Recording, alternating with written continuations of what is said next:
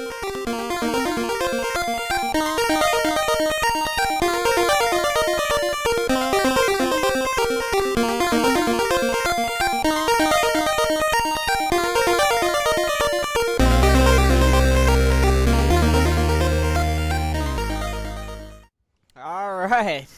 welcome one and all, I guess just the three of us or so, to the fourth... Once again. Once again, thank you. To the fourth episode of the Royal Ramble. Joining me, your host, Luke, today, we have to my left, Sean. Sean, say hi to the folks at home. What's going on? Alright, that's not hi, but we'll take it. Roger, you're on my right. Say hi. Hi. Like, how are you coming up with these directions? Like next week you're gonna be like to above me and below me. Roger just kicked my fucking head off. Don't worry.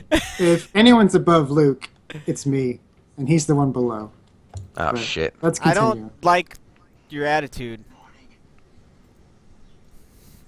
But your hustle could use some work too. So anyway, welcome to the fourth episode of the Ramble. Today, well, first off, a little thing we haven't done in a while. What are you guys playing, Sean? Sean, what are you playing recently?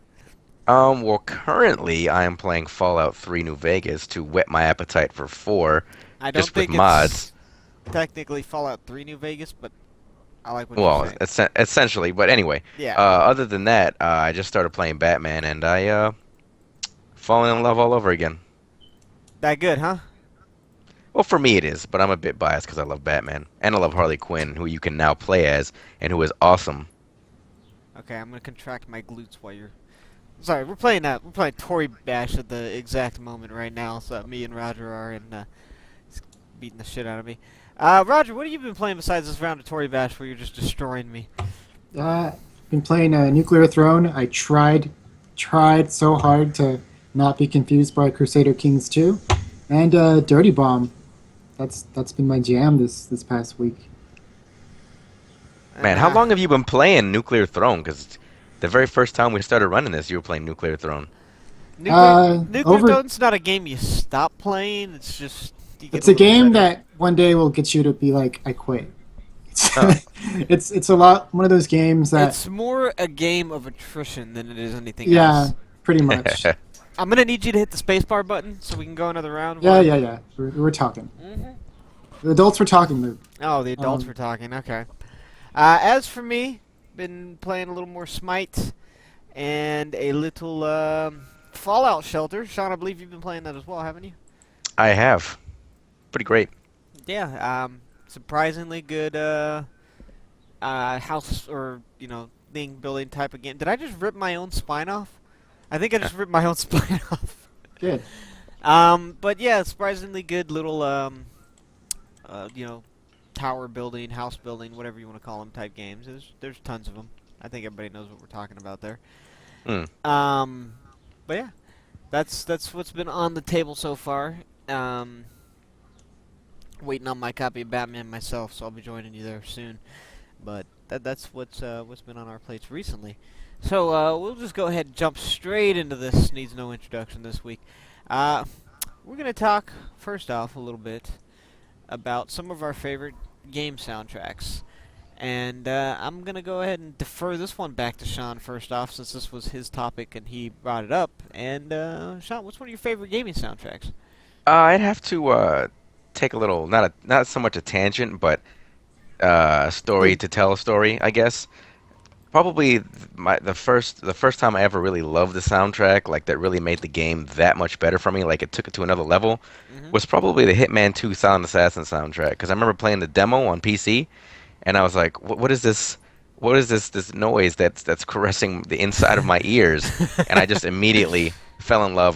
This is before like right after Napster, but before LimeWire and before iTunes buying music. So I had to scour the internet to try and find this one track. But yeah, I found it eventually, long story short. But yeah, Hitman 2 Silent Assassin soundtrack is probably one of my favorites, if not my favorite, and it really got me into the whole idea of game music making a game experience that much better. I gotcha. Not a bad choice. I'm a fan of that soundtrack myself. What about you, Roger? What's one of your favorite game soundtracks, sir? One of my favorite would have to be the Hotline Miami soundtrack. The first Hotline Miami, like you just listen to that, like Oh, with it's good. Crystal Yeah. and stuff like that. It's so good, and you could do Yeah. almost anything to it, and it makes it seem so much better. Like that soundtrack put to anything else would be strange, but with that game, it works. Dude, if you're exercising or doing anything, like you're like, yeah, this is the shit. Like, or when you're cleaning the house, just put that on. You'd be like, yeah. Pretty much. Yeah, pretty good, pretty strange soundtrack, as you said, but definitely a good one. I can agree with that. Um, Myself, will go around the room a couple of times here while Roger pulls my leg off. Uh, I'd have to say the Shadow of the Colossus soundtrack is definitely up there for me. It's a good choice. That being said, I realize a lot of that soundtrack is the same melody, just mixed different ways, but it's still a very good soundtrack. Very ambient, and for the game that it's in, pretty much the best atmosphere you could put around the events unfolding there. So that would definitely be one of my top ones. Let's flip this a little bit. Sean, what's one of the worst game soundtracks you've ever heard? Ooh, that's a better question, and you kind of put me on the spot. Worst. I really should have prepared for this better, but Where are my notes? Worst. Yeah.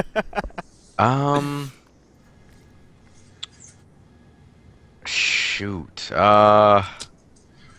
Worst. Caught you off I guard don't with know, this one. Yeah, you might have to go to Roger for that first, because I can't think of anything really. Maybe he's got something that'll jog my memory. Roger, you got a good one for him? A good one that I got a good one for you. A good one that I didn't like. Let me think here. Man, I don't like the tone of voice that you said you had a good one for me in. but I liked the tone of voice. It's a little disturbing. Fuck. That's a hard one, Luke. Where the fuck did you pull this out of nowhere? For some reason, I'm thinking about Aliens on the Sega Genesis. Like that game, for some reason, pops into my head. I couldn't honestly tell you why, but it pops into my head. Other than that, probably the BMX demo I got from Pizza Hut for PlayStation. Like having one song and one song only. I know it's a demo, but come on, man. Pick up your game. I want a good demo with my pizza. Kind of dating ourselves again there with like, oh, I got a demo from Pizza Hut. We're always dating ourselves on this show, let's be honest. Damn it, my knees hit the ground. No, I don't have one. I'm gonna try to sit this one out because I can't really think of anything right now. Just go with your heart. Just follow your heart. Yeah, Sean. the Titanic soundtrack, Sean. Yeah. I don't know. I have to pull one out. Maybe since I can't really remember any music, maybe Shadow Warrior, like the original. Generally, if you can't remember it, it was probably bad. Yeah, that's a good measure, pretty much. I would say either that or the Duke Nukem. Other than the main theme, there's really nothing there, man. And even the main theme sounds pretty shitty back when you listen to it now. Yeah. I have no idea what my guy is doing, by the way, Roger. That's fine with me. I mean, not the best necessarily, but I can see where you're coming from on that. What's one of the worst soundtracks I have heard in a game? That's a good question to myself, to be honest. I try not to buy games with shitty soundtracks. It's a good point. But do it anyway. But you do it anyway? Yeah. You know what didn't have a good soundtrack? The original Twisted Metal. That's one I can't remember. Me neither. That's a good sign right there that it had a bad soundtrack. Oh my god. Yeah. There was also man. I win. Yeah. There you go. We're in trouble. I'm in so much trouble here. All I did was flex my butt cheeks.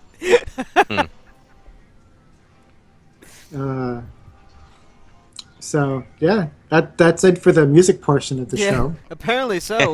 Gonna jump right through that because none of us were prepared, even though we thought that would be a good one. Um, That wasn't even on the list I'm looking but at. I mean, if we're gonna go down through it, let's think here for a second. Obviously, Final Fantasy, Legend of Zelda, Mario, Sonic, Mega Man. Those are all classic gaming. I'm gonna go ahead and buck the trend here. Uh huh. Yeah, bucking the trend. That's what I do. I'm gonna have to say, for me, one of my favorites is probably the original Doom, like Doom and Doom 2. Even though they Oh were like yeah. just like simple MIDIs, like even hearing those themes today like brings back like really good memories. They were good soundtracks, man. I do like the Doom soundtracks. I'm with you on that, man. In my day, the arena shooters were good and they were fast. Not like this Doom 4 bullshit. In my But that's day, a about all. man That's earned all I his can health. think of. Yeah, I mean, Like, they're everybody. It's more of a definitely a personal question, a by taste more than anything with this. oh no, Um, there's a right answer. there's a right answer. It's still Hotline Miami. It's still Hotline Miami. I don't think I Yeah. believe you on this, but I'm gonna go Hmm. ahead and give you the benefit That's a of the doubt. definite show of poor taste on your part. Anyway, on to the next subject of guest characters. Oh, we're just gonna What do you? jump right through, huh? Right through the Oh hoops yeah. onto the next Yeah, Luke, what is your personal opinion on guest characters? one.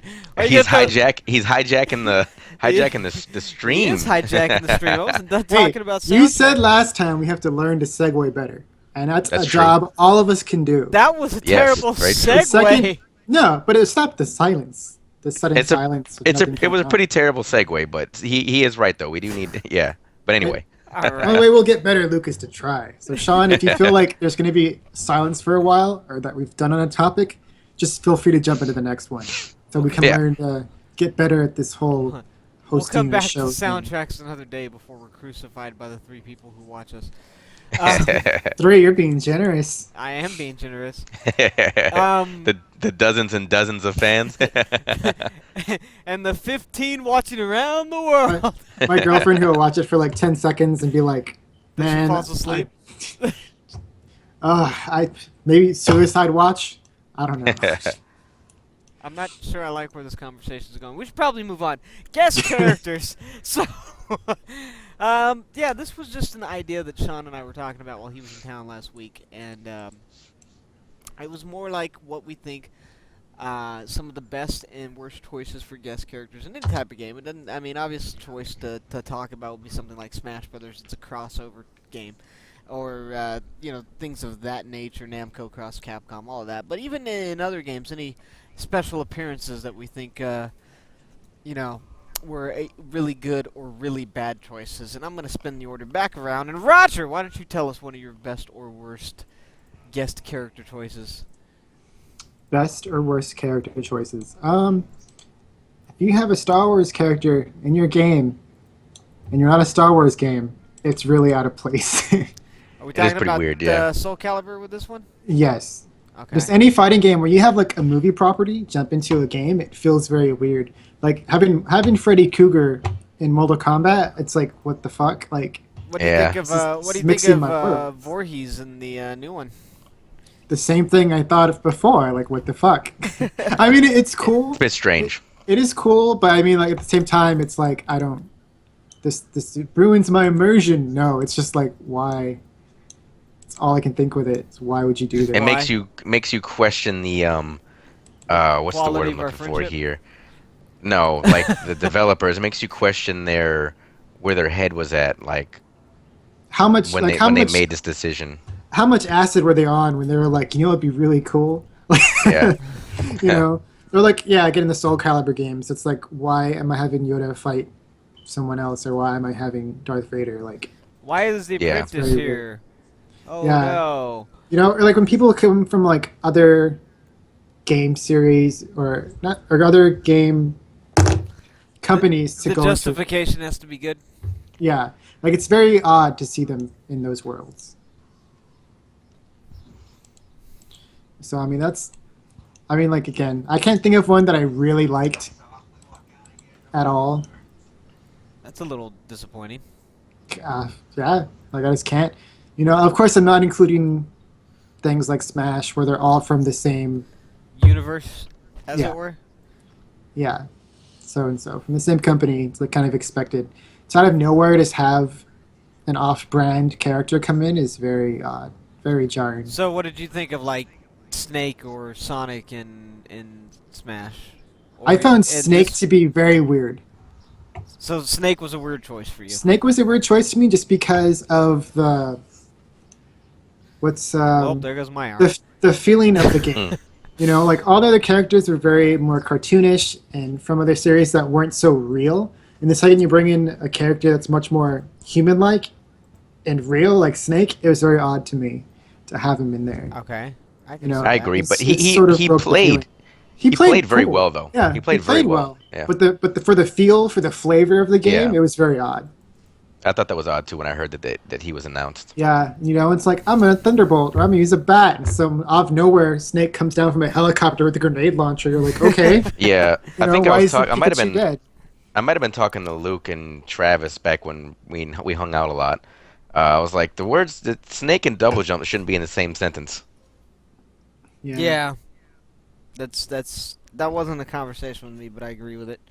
Hmm. But I wasn't there, but thank you. But I'll report on the veracity of your statement. I mean, like, how do you feel about him, Sean? Like, I would say more often than not, it's a miss.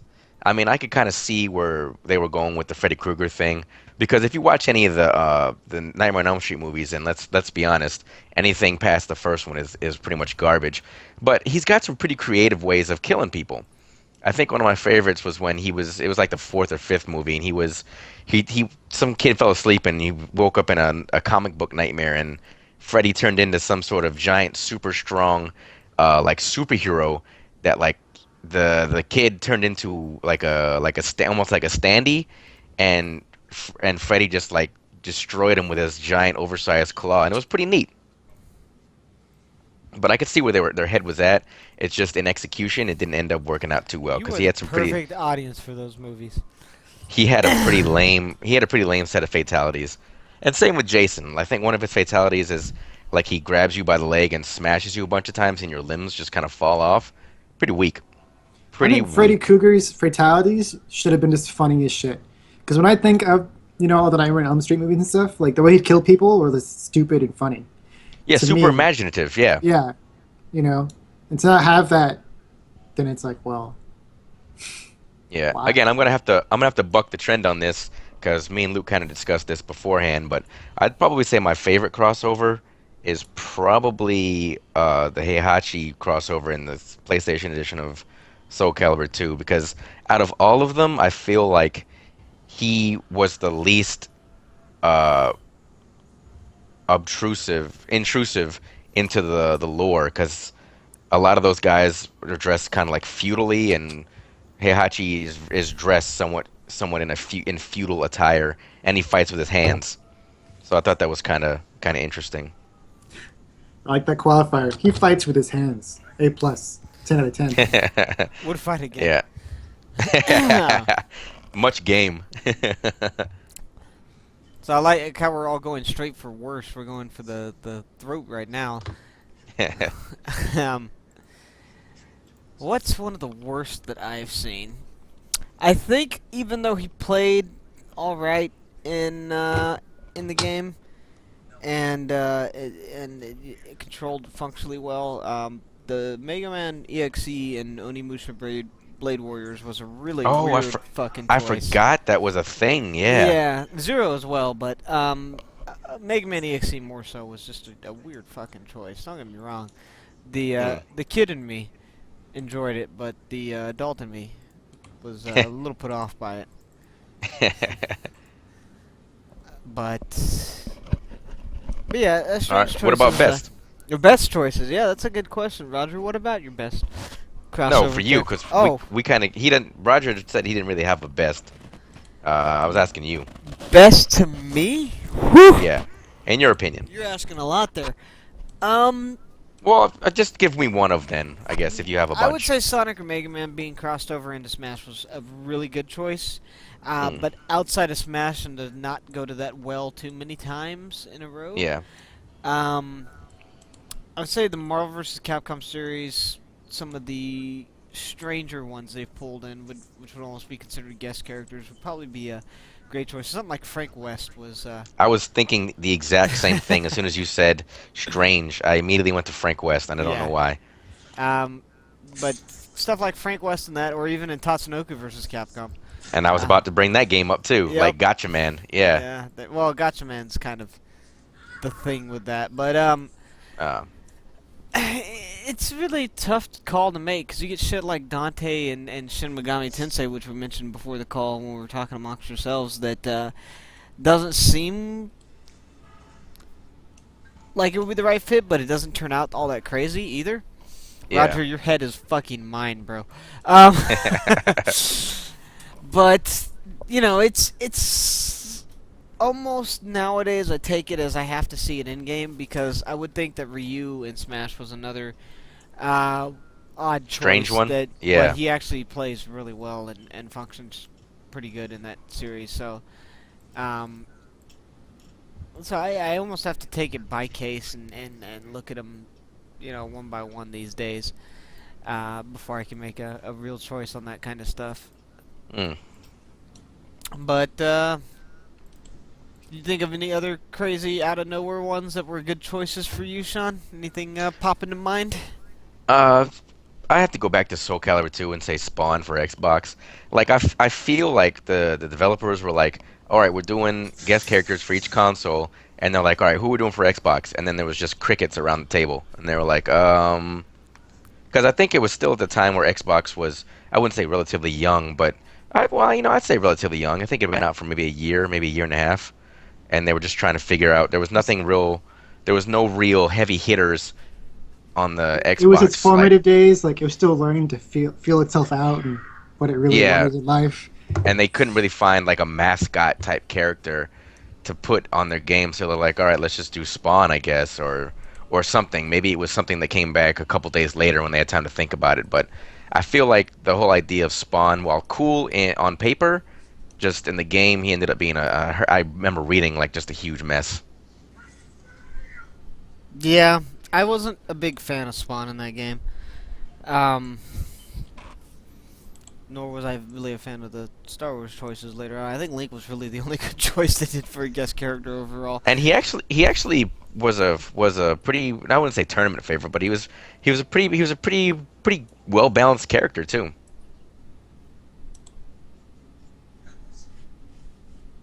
But I just couldn't do a fighting game on the GameCube. The controller was just really weird for fighting games anyway. How do I have no fucking sword? Um, couldn't do a fighting game on the GameCube, huh? It was just the control style for me, really.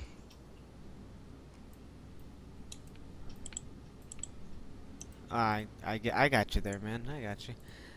Hello. Any other guest characters before we move on from this one? It turns out to be another short subject for us. I think we're pretty much all tapped out on that. That's not a really big thing in the industry these days. Yeah, not as big as it was for Yeah. a short period of time, I suppose. It's a much smaller choice, and I'm sure we're missing a lot of like cameos and shit like that. Yeah, Like because I think a lot of Samus cameo in Superstar Saga and shit like that doesn't really count because it's not a playable type thing. So, because I think hello? Yes, what? What's up? Sorry about that. Sean, I think we lost you for a minute there. Sean, you still there? Hello? Sean? yeah. There Yeah. we go. He's back. Now Okay. my controller just went out. Sorry. Oh. No, anyway, I think just the issue these days with a lot of crossovers is the companies and they're holding on to the licensing with like death grips. True. That's why we don't get stuff like Jump Ultimate Stars, which we all played Oh, the that was fuck great. out of. I That guess was we're getting great. J-Stars Victory, which is a rare thing. I'll be right That was back. I need to get the door. No, I got you. Even Go for it. even though it was I'm talking about the Ultimate All Stars or whatever it was called Jump Ultimate Stars? yeah, when we bought it at convention? Acon way Yeah. back in the day. That was an Dude, that was Akon. Holy shit. yeah, that was one of my favorite games on the DS, man. Even though it was all in Japanese, it was just so much fun because it was Yeah, all fan it, service. it was a good game, man. It wasn't bad at all. Yeah. I'm gonna just cut Roger in half while he's gone here on Tory Bash. Um, but yeah, it's stuff like that just doesn't really happen. Again, like you said, licensing tends to be a lot of it, especially because of the archaic, obscure licensing fucking laws we have over here. Makes a lot of that, really rough to do over here. Yeah. Actually, I think I'm gonna. I never took it before. I think I'm gonna take Cannibal. This is just kind of like a bullshit playthrough for Fallout New Vegas. I noticed the second you said you were taking Cannibal, I kind of picked up on that. But anyway, I think we can safely and securely move on to the next topic. Oh, can we now? All right. I believe so. Well, I was trying to wait for Roger to come back so he could be privy to this, but I guess we can start without him. That would be we'll be delving into. That would be most unkind, sir. I'm back now, though, so you may commence. I may commence after cutting you in half. Yes. So development hell was what I listed next, and that would be games. Specifically, we'll go for the cardinal choice here of StarCraft Ghost. Just games that have languished or are still languishing in the reaches of not being quite released yet. So. I had to really think that one out. Yet. Yet, Maybe. yeah, I had to think of it yet. You want to I be think it relaxed, has- buddy? I think it has been like tentatively canceled, like in all meaning of the word. Are we talking about Ghost? Yeah. I will be surprised if there's ever a mention of Ghost ever again. Well, there was a I remember reading No, that don't, it was don't. That's not a real thing. No. I remember reading way back in the day, like when they were talking about it coming out, like how it had gone through some development hell, and then they were like, "Hey, it turns out the guys from Metal Arms Glitching the System picked it up, and they started working on a lot of multiplayer things. Like you can be a Mutalisk or a Zergling, and it looked like it was getting off and getting back on right on the good foot, and then it crashed and burned again." Also, we could touch on something that's real near and dear to your heart, Luke. I wouldn't say one of your favorite games, but a game you enjoy, Duke Nukem Forever. God, yes, That's that like was quite a bit of development hell. that's like almost the definition of development hell, right up there next to Daikatana. Oh God. Um, let's take them one at a time, shall we? Duke Nukem I'll let you. Forever. You can take Duke Nukem Forever, yeah. That was a game. What was that? 15 years in development. Oh, something like that. It changed engines a bunch of times. They kept restarting every time something changed in the industry, so it was never gonna happen in any sense, it seemed. And then Yeah. Gearbox took the coding and slapped it all together and And surprised everybody. Hey guys, remember this when this was a thing? Aren't you excited? Hmm, But Yeah. what came out was not. I mean, Duke shouldn't have a 2-weapon limit. He shouldn't have 15-minute load times. It's just there's a lot of problems. It was still enjoyable. What we got was indeed Duke, but it had its fair share of problems, and it just could have been such a better game if there was some more. If they had just chosen one of those designs they had and just ran with it instead of trying to change every time something new came out. That's the problem with a lot of development hell games. I assume anyways that they keep changing every time the market changes instead of trying to find something and sticking with it. I think the issue with Duke Nukem Forever, and I'm not trying to harp or shit on it, but the same thing that and let me finish before you try and cut me off, because I know you're going to when I give you this analogy. It was the same thing that Brett Ratner told everybody who hated X3, which was a terrible movie, but he was more focused on just finishing the movie, finishing the trilogy than really making anything of any worth. So I think that's what Gearbox was stuck with Duke Nukem Forever. They had all this code, all this material that they were like, you know what? Let's just try and put it together, make it a somewhat cohesive game that looks pretty decent, plays all right, and let's just put it out and get it finished. And they managed to produce a pretty decent product for their effort. I like the way you put it. They managed to produce a product a Yeah. decent one. They made a thing. I Yeah, put it on my. It looked okay, and I put it on my fridge for all to admire.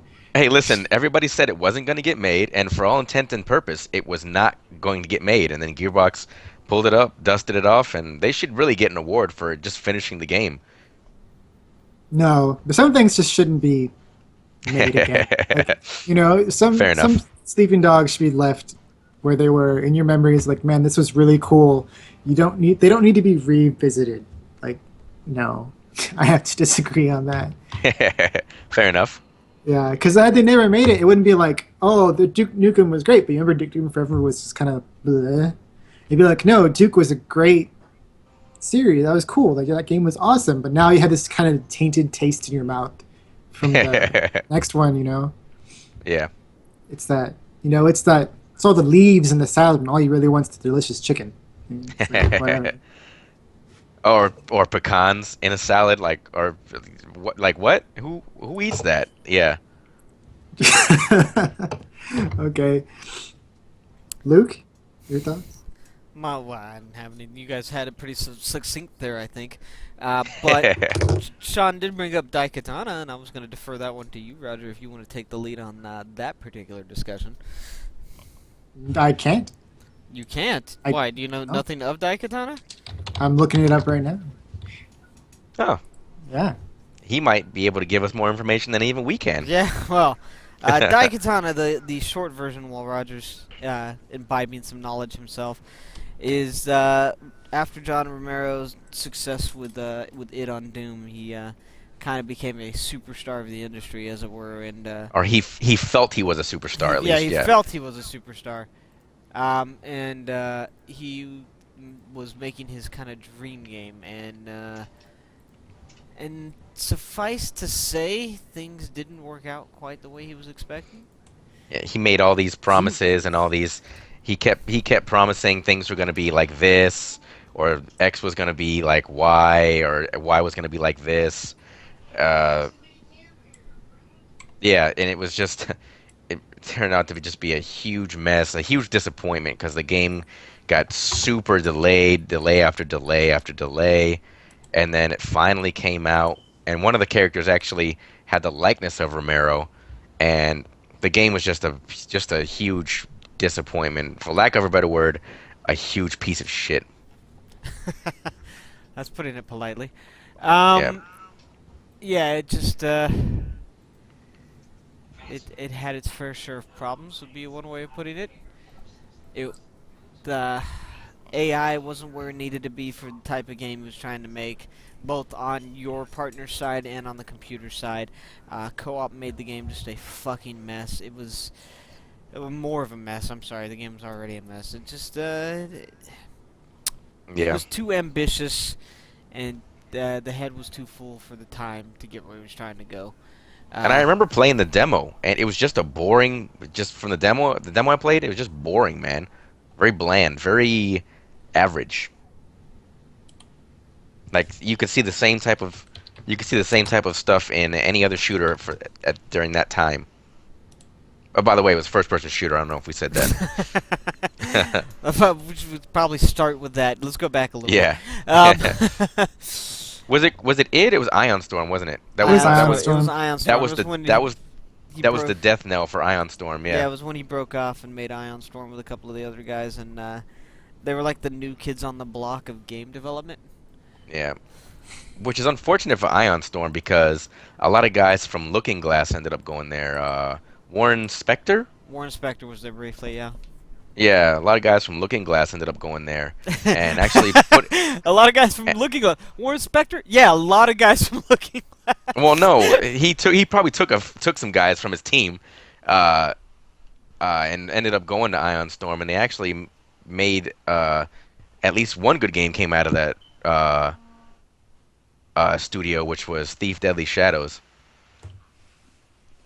Well, yeah. Wait, Sean, is good the right word? Good's an alright word, yeah. What were you saying, Roger? I was just thought of one thing in development hell. That was kind of a big title. Were either of you all excited for Titan? Wasn't that For Project Titan? Activision or Bungie's Blizzard? That was Sorry, Blizzard, yeah. Blizzard's game. Yeah. Oh, what was that supposed to be? Because I That was remember hearing supposed to about that. be the new MMO they were gonna make. They were gonna make a game separate, a new MMO, not WoW. Awesome. Like people were kind of excited and hyped for it, and they started making it in 2007 when they had like job listings opening up for them and things like that. Yeah. And they kind of teased a little bit of it and stuff, but then last year is when they announced that they were canceling it because they didn't have like the passion for it, and they just were Uh, like fuck it, and they cut their losses on it. I don't I know if guess anyone else that's is excited for like a new MMO yeah. that I might have actually liked and be willing to dump time into again. At least they were honest about their reasoning behind canceling it.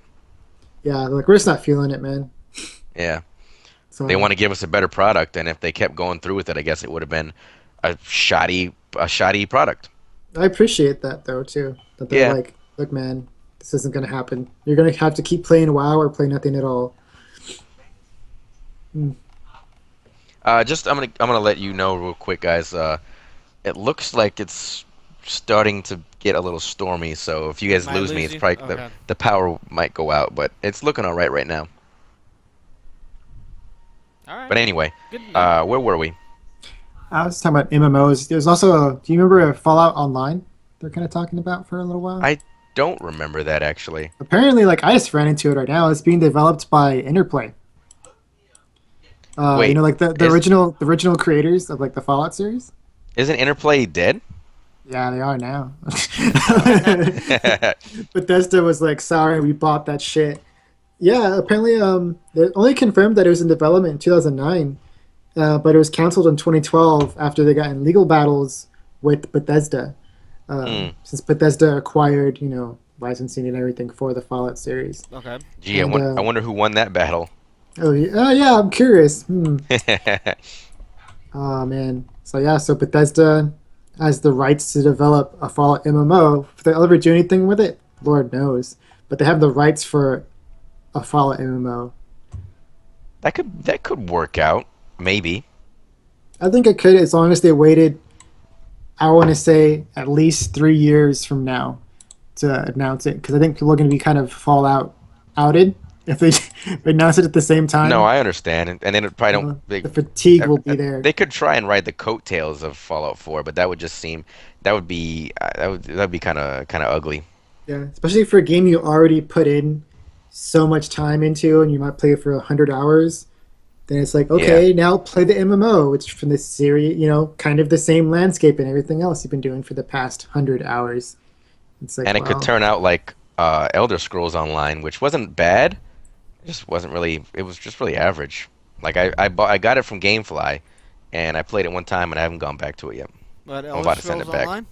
Yeah, I'm probably gonna that send it back here. I hear that was ridiculous back and forth during development. At a time, it felt like these people said it kind of felt more like actual Skyrim style combat, and then it shifted over to more like RPG style, like WoW. I mean MMO style, like WoW. And it was kind of trying Mm. to find a balance between the two. Did they ever find a balance, or was it just kind of the? Eh, it's just it's like you've been there and done that already with so many other ones. The first person's kind of neat, but other than that, it's like, what else am I doing here? There's nothing there that's like, hey, I want to stop what I'm doing right now and go play. Like with Batman when I was talking about it earlier, the sign of a good game is like you're thinking about it while you're at work or while you're at school. You're like, man, I can't wait to go home and drop everything I'm doing and play this game. Yeah, Yeah. it just wasn't there. You're just like, No, it wasn't there for me. No, that's not any, not whatsoever. Very well.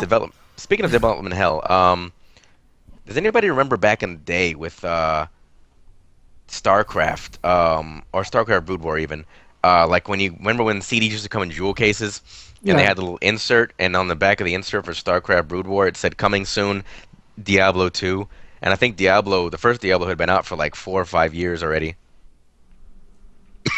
Yeah. and I was yeah. like, man, when is Diablo 2 gonna come out?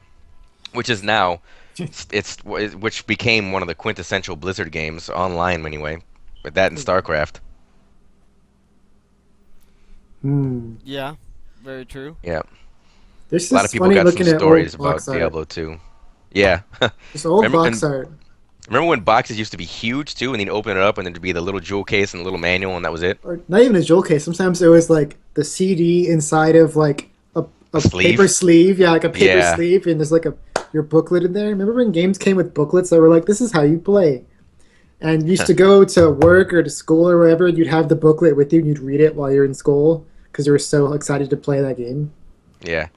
And in case any listeners are wondering uh, about the title of the cast, this is why it's titled that. The Ramble with this Yeah, long, drawn-out tangent away from development hell.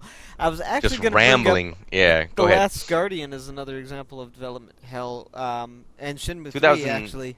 yeah, Uh, 2008, right? Is when it was announced. I think 2008 was when The Last Guardian was announced, and Shenmue 3 Suzuki's been trying to make since basically since Shenmue 2 came out, and they've been two of the longest games, at least in recent memory, that are apparently actually still being made and planned to be released. So you have both sides of this. You have the stuff like StarCraft Ghost that disappears into the ether and things like that, but or the ether, depending on your pronunciation. Ether, It's all if you good. want to go with Latin. And then you get stuff like Duke Nukem Forever that means being horseshit, and then you have what looks like The Last Guardian and Shenmue 3 are going to be hopefully actually good ones that come out of this. So it's pretty much just like any other development cycle, just with development hell, it's a lot harder to pull it back from the abyss. Would be the worst part of it, at least in my humble opinion. I don't know if you guys have any argument to that. No, I think these were all good examples. Yes, definitely. I agree with that. That being the case, I'd like to dance right on past this point onto the next one, if that's all right with you, gentlemen. I am okay with that. All right. So I think these last couple of ones are going to be fairly lengthy in discussion. It's kind of why we've just danced over the first few, and probably we'll go back to them eventually. First off, what is a game you gentlemen wish you could re-experience for the first time? Just wipe your memory of the experience and have it all over again. WoW. World of Warcraft, really? Yeah. WoW. Huh. Not even WoW. Actually, Ultima Online. I'll go back further. I'll go Ultima Online. I wish I could play Ultima Online for the first time again. It's a good game. That was a great MMO. That kind of cheated in graphics because there's that isometric like 2D, like you're kind of there top Oh angle looking down. Like played Ultima. like Crusader or Fallout style? No, it's 2D, but you're like at that top angle looking down at your character. It's an MMO, and it was awesome. Okay. Yeah, it was a very good game. And like I just miss like that's where I got to like I want to play more MMOs, and I compare every MMO I played to that, where it was kind of the Wild West because it was one of the first ones there. So there weren't any like you can't do this or you can't do this. No, if you spent 3 hours trying to get this stuff and you get killed, someone can loot all your shit. Don't give no fucks. Pretty much. Oh wow. And you Yeah. said that what was the name of the game? Ultima? Ultima Online. Wow. And like if you were a tamer, there was no cap on how many animals you could have with you. So you could literally tame a whole forest and bring it with you. Like I remember taming like 10 bunnies and having them attack something because it was funny to me, all at the same time. Isn't that the game that Richard Garriott started? Yes, that's what made him. That's what sent him to space. That's what made him rich. Ah. Beyond his wildest dreams is probably Ultima Online. So like I just wish I could experience that again for the first time. That'd be amazing. But what do you think, Sean, in your personal opinion for you? I would have to go with what's the game? Heavy Rain. I would like to play that all over again from the beginning because that game, literally like it blew like it shot the back of my head clean off. It just because the facial mocap was on point. Just everything about it. It was more of a movie than a game, but it was super fun and it had me on the edge of my seat the whole time.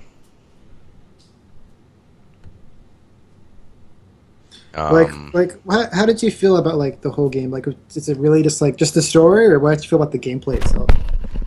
I was entranced with the entirety of the game because I already knew what I was expecting because I had played Indigo Prophecy prior to that. Are we talking about Heavy Um, Rain? s- I'm sorry, I yeah, had to because disappear for a second.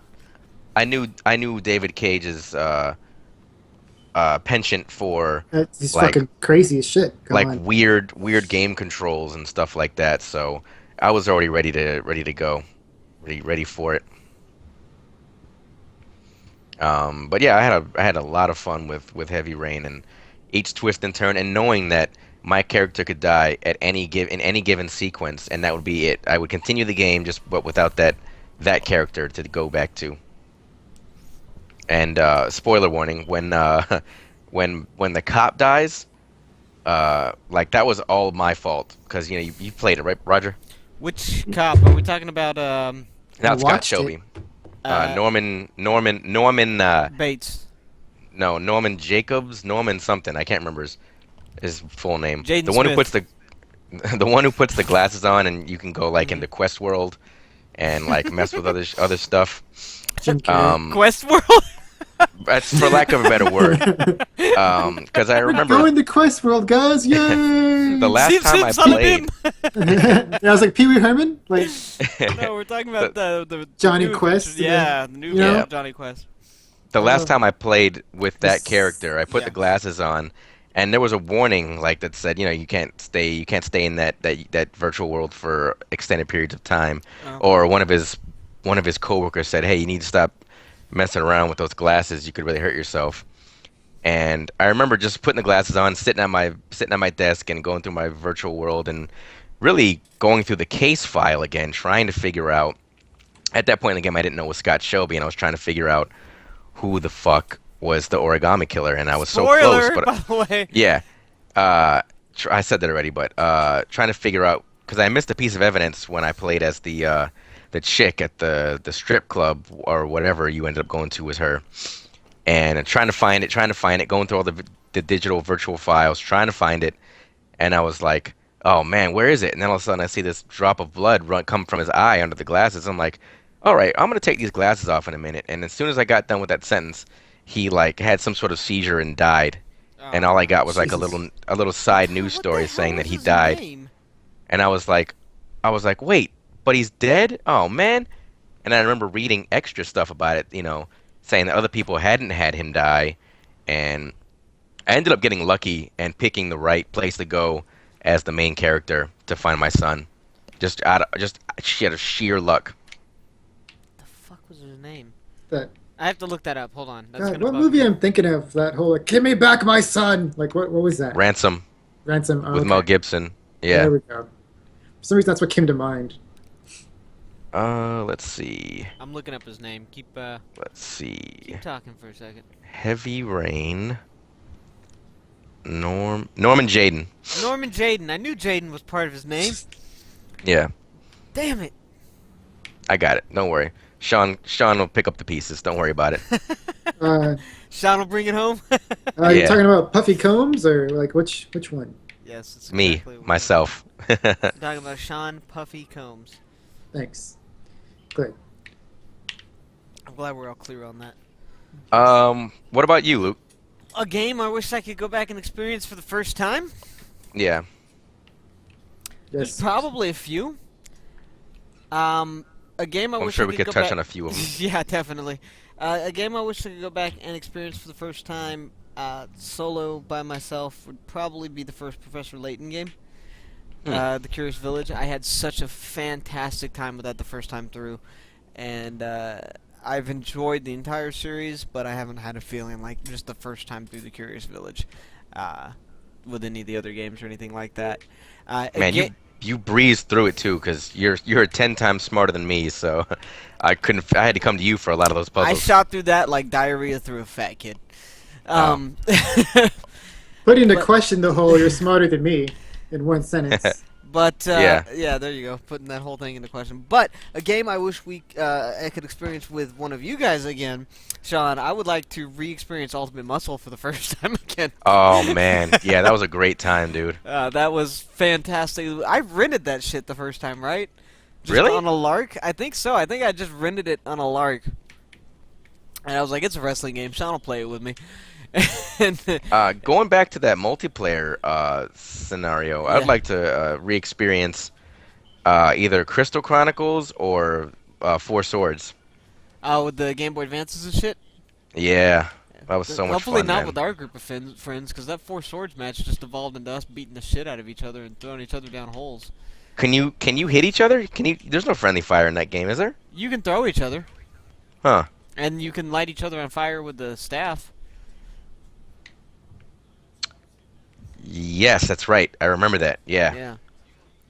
So, in a way, the friendly fire is both non-existent and very literal. So, Roger, how about you? Any multiplayer games you would like to re-experience with some friends again for the first time?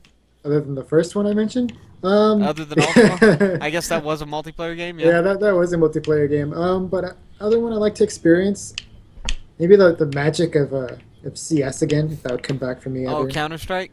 Yeah. I thought you were Hmm. gonna say Magic the Gathering. I was like, That's what I thought you were gonna say too. Yeah. Yeah, if we're into like card games, but Yeah. no, like I don't want to say CS or that'd be a good one, or even just for like a single player game since I did my multiplayer one already. Yeah. You know, oh wait, no, I have a multiplayer one in mind. Rampart for the Sega Genesis. Oh shit, son. That was a fun game. That was a did fun you, game. Either of y'all play that? It's been a Yeah. long time, but I have. I don't even know briefly what you played just it. said. Rampart for the Sega Genesis. No, Yeah. like I don't even know what that is. Oh. That's a Sega Genesis was a console that made back in the 90s. But no, what Rampart was, it was kind of a, God, I don't even know the time period. You had castles. You would build your castle, Medieval. and when yeah, kind of medieval with cannons, and you'd build your castle, and the parts that would fill in when they're completely enclosed, you could put cannons inside it, but only so many. Yeah. And then once it was time, you would go ahead and start trying to blow up the other castle and do this and that, and like there's certain little power ups. So like, there's this cool little things to it, and I had tons of fun. I remember playing that game for like hours with my buddy Callan, who'd come over, or my sisters, and it was just a good time. And I wish I could play that game again, where the magic was still there. I was like, man, this is brand new and everything else, and everyone thinks it looks so cool because how could graphics get better than this? Fuck yeah! But Yeah. I feel Yeah. like a name like Callan, no offense to your friend, I'm sure he's a great guy, but I feel like a name like Callan comes from somebody sneezing while writing the A on the birth certificate.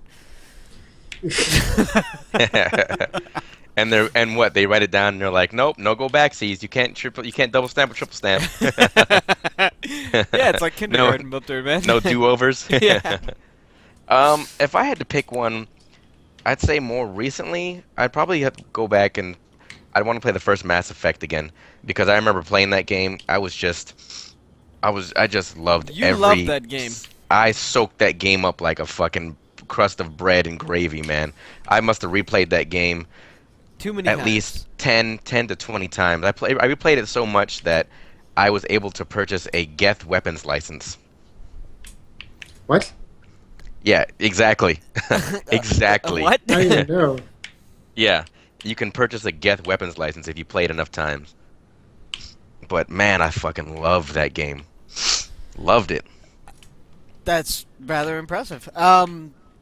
Yeah, let's see. More recently, I would say Rainbow Six Vegas all over again. Oh, that's a good one. Yeah, that's that a would good be one. a great one to re-experience from the top. Fucking LVU campus nights, man.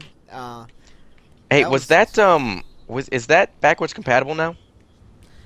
Not yet, but I think it's on the list, possibly. Okay. I didn't mean to go off topic. No, man, you're good. I always like a question like that. I'll definitely be down to play some more Rainbow Six if that gets backwards compatible. At Oh least man, Vegas. I freaking loved the first Vegas. Yes, the second one not as much. But it was still good. Yes. And First then one, what was yeah. after? Second one, eh. Was there anything after Vegas? It's just No, Siege, right? Vegas 2, and then Patriots was supposed to come out, but got scrapped for Siege. Oh, Patriots looks have been so like, good, man. Comparatively looks like real horseshit, but on its own, it doesn't look too bad.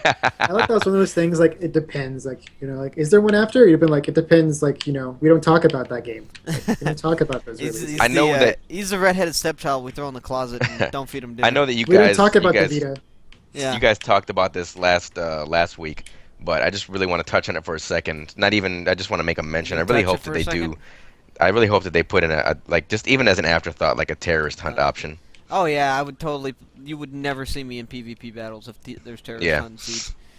Because frankly, I don't like the people online anyway. So Mm. I tend to stay away from Call of Duty I think I just regular multiplayer. insulted everybody listening to this podcast ever. Quite Um, literally. but what was next on the list? Well, were we done with the re-experiencing games? Was there any other games that you guys would love to re-experience from the ground up? Rocket Knight Adventure again for the Sega Genesis. Oh, dude, that's a great game. Maybe Golden Axe for the Genesis, or like Streets of Rage, or just one of those really old Sean would campy just like to classic games. re-experience the Sega Genesis for the first Yes, time. I actually, to be honest, there was a lot of There are a lot of somewhat. great games. Eternal I Champions. wouldn't say great. I wouldn't say great, but better than average games. Oh, Eternal Champions. When me and my buddy when a sleepover figured out that you could do like really at the time like really detailed gruesome fatalities. Yeah. Well, we were in love with that game after that. We kept trying to figure out how to do them.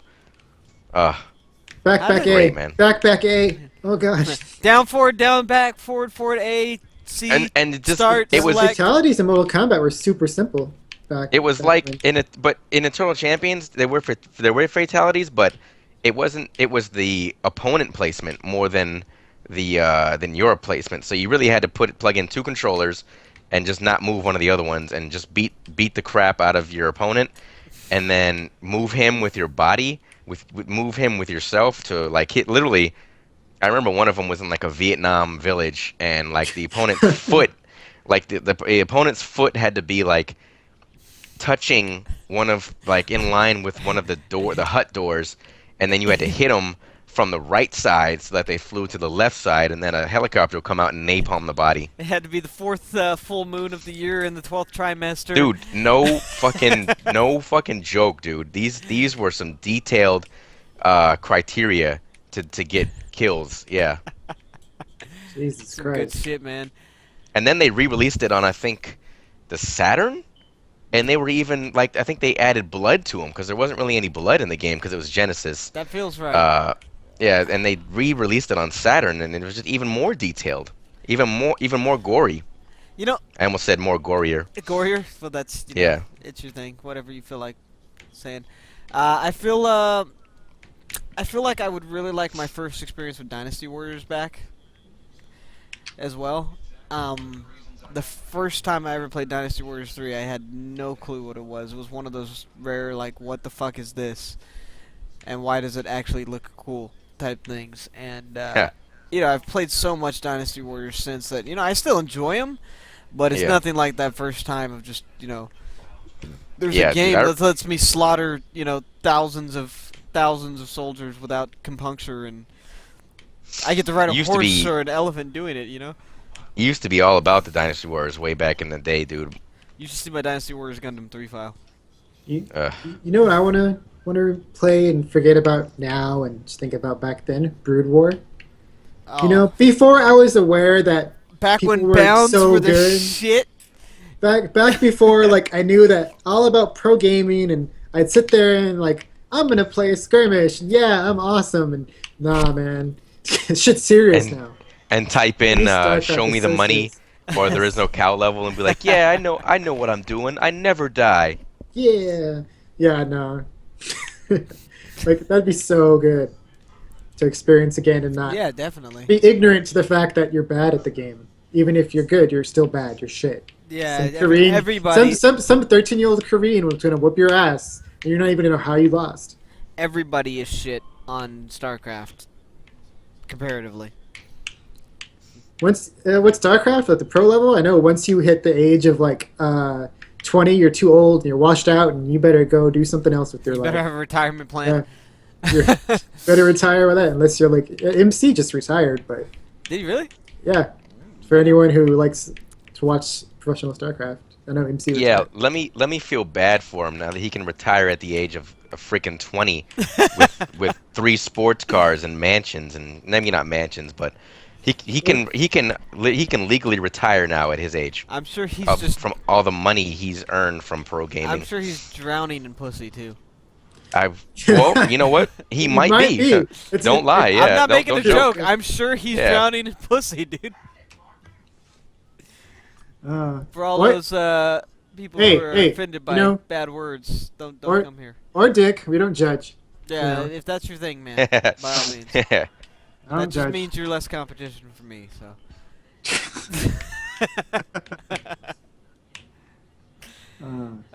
So any other first experiences, or have we just about covered that topic? I think we pretty much covered it. Maybe Batman for the NES, like Return of the I Joker. knew you were I was gonna waiting say for the Batman Game on Gear for NES. some reason. I was waiting here for Game Gear. Yeah, I never had a fucking- Game Gear. Fucking Mortal Kombat on the Game.com. How about that? I think it was just Gamecom, Luke. I don't think it give a was Game.com. crap. What he's saying is no, Luke, you're wrong. It was a I'm terrible sorry. system, and nobody should You care. heathen. Nobody should care that much about it to correct me on the pronunciation. But all right then. All right. I think we can safely move on. I think we we've can as exhausted well. that topic. Yeah. So the next topic is kind of a big topic, and it's a It's kind of a big deal. you know? twofold topic. And we're going to split it into two distinct things here. First off, we're going to touch on stuff like Steam's Greenlight program and early access in general, and how we feel that works or doesn't work, how it affects the industry, that kind of thing. So, Roger, since you're a big PC proponent, I'm going to have you go ahead and kick this one off. How do you feel about Greenlight? I have very mixed feelings on Greenlight. You know, it's like the way you feel about like, you know, like an old friend you haven't seen in a long time. You're like, yeah, they were cool, but I don't know. Like sometimes it was really cool, and other times you kind of ditched me here or whatever. There's some great things like Nuclear Throne. You know, like that's an early access sort of type of game. You know, other ones that came from like Kickstarter would be something like it'd be like a. Come on. Oh, You got it in you. You got it in you. I got what? I don't know what's going on. It's these computers you talk about. No, like you know, there's a lot of Greenlight titles that are escaping my mind right now that you put me on the spot. Was Elite Dangerous put through Greenlight first? Elite Dangerous. I know Star Citizen was, and Star Citizen is something that makes me really cautious about anything because they have had so much money, and they're kind of one of the ones that makes me say I don't know. Divinity They're Original still making Sin. money. Yeah, they're selling nothing that exists. They're selling you nothing. Yeah. And they haven't even Well, shown. In their defense, you can play aspects of the game. Like you can walk I around don't your wanna hangar. You spend can play. money on. No, let me finish. Let me finish. aspects. You can play. You Let can me fly. You can. let me say this with how much money have you spent on Star Citizen so far? I haven't spent any money. I know my father he's pledged some money to Kickstarter, and that gives him the ability to, like, depending on how much you pledge, what package you pledge, you can go inside your hangar, you can fly your ship around, you can go to target practice. It's by no means a full game yet, but I'm just letting you know the details. So It's a thing. basically, depending on how much you pledge to Kickstarter, you can play the Carrington Institute of Star Did- Citizen. Divinity less. Original Sin. Divinity was another Kickstarter game that was also early access thing for a I little would while. bring up Starbound, Uh, but they've apparently abandoned that game, so that's not a good one at all. Yeah, you know, I mean, those are a couple real good ones I can think of offhand. Wasn't Crypto the Necrodancer? another Yes, game? Crypt the Necrodancer, I believe, Yeah, was. that was another. That's a fun game that Yeah. you know, I suck at, but was fun, and that was another Well, early you have access. no rhythm, man. I have rhythm, No, kinda, No, you don't. kinda. No, You know? no, you don't. Yeah. But you said there were two sides to this. Yeah, there's good and bad. Again, Star Citizen being kind of, in my eyes, the bad of putting money out and not really having a real product to show yet. You know, and taking more and more. Yeah. But the fact, it would be so much if it was the fact that it was so much cash. Like, so much money has gone to Star Citizen. Was it $48 million has been A lot of fed money. into Star Citizen? And Something there's like that. nothing really to show you. And they've started making another game at the same time. And that, to me, is super shady. Which kind of reminds me of the whole, oh, God, what's the game? Brutal Legend, what studio is that? Double Fine. Double Fine. Yeah. Double Fine, you know, gotten some real shit about theirs. We're pledging money, and now we can make it the game, and they make part of it. And then ask for more money to finish the game, and that other projects going on. There's Are you talking big about mess. Broken Age? Yes. Oh, okay. I just wanted to double check that we were talking about the same thing here. Yeah. That was that whole Hey, fiasco. doesn't Greenlight aren't they really selective about the games they approve? No, No. it's all on the clientele of Steam. Yeah. Ah, I mean, like, there's supposed to be like a way like you can help keep the odds, make it do better, but there are obviously some things that get greenlit just probably because the studio Because already they're exists or advertised. something, or advertised. Yeah, that's probably the real reason. So, I mean, it's one when of those shit things. like Crypto the Necrodancer gets, featured in Bear Taffy stuff or something like that, he's got a sizable audience. That's almost going to guarantee a green light, if What he the gives fuck? it if he gives it his thumbs up. So, and then Roger's going to just fucking pound those keyboard keys. Jesus, bro, give it a little break there, man. But yeah. Sean, what are your thoughts on early access and greenlight while Roger's typing over there? generally when I see a game on early access, like I have a couple of early access games on my wish list, I tend to stay away from them only because if you purchase them, sometimes early access games never get finished, so you're left with this half-made, broken title more or less. So I generally like keep an eye on them from time to time. Yeah. Uh, but generally, I'm not a big fan of them because like I said, I don't give them any money. There's a couple of good looking ones out there, like what Ark Survival, uh, Trainer Survival Unlimited. I can't remember the dinosaur Survival one Unlimited or something like where that. you can ride dinosaurs. That's in early access, but it's looking good. But Yeah. they'll even sometimes I think some of them even say on Steam like early access games sometimes don't get finished. Like I think what Broforce is still early access. Yeah. They Yeah, just keep adding but that's more also being published bros. by Devolver, so like that's one of those ones that like I'm It, sure will get pushed through completely anyway because it Devolver Digital it's made Hotline Miami and it's all those, that's true. I'll give you that. or But published it's them. just it's been in early access for like almost 2 years now. Oh, what is it? There's still some other good ones to bring about. Like Legend of Dungeon was another Well, green that light. brings up the Someone was question thinking of of. what early access should really consist of, because some of these are early alphas, that we're getting to these games. Remember, Broforce, we originally couldn't even finish because of Oh yeah, the lag between games each when we were player's playing game. online. Yeah, Yeah. So they've definitely made progress because we were able to finish the game. But what should really constitute early access becomes the question. Should it be stuff that early, or should it be a mid beta? I mean, Beta is just an advertising word now, oh, it is. especially for like a game that's like goes on for a long period of time, like an MMO or like the free to play titles Yeah, where you have while a lot. still in beta.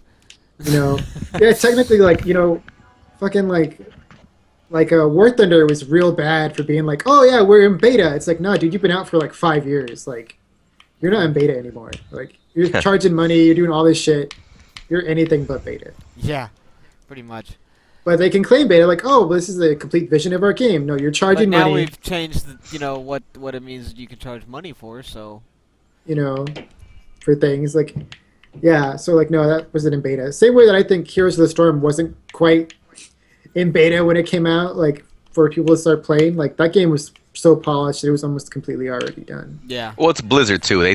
Blizzard is one of the few companies out there that takes great pride in their game development, which is why it takes them forever to put games out, yeah. and we've all Blizzard's accepted that and been okay with it. Yeah. release dates are always when it's done. Yeah. But Yeah, they're one of the Blizzard don't few. care.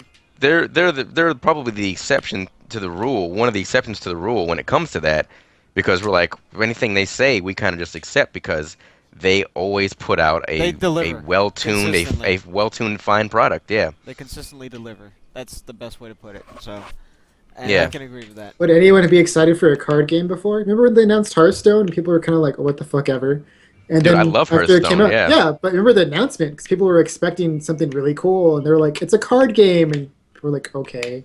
It's not I a thought it bad was going to be game. way more complicated than it is, and Yeah. it's not. Yeah, And It's not a I bad love game. it.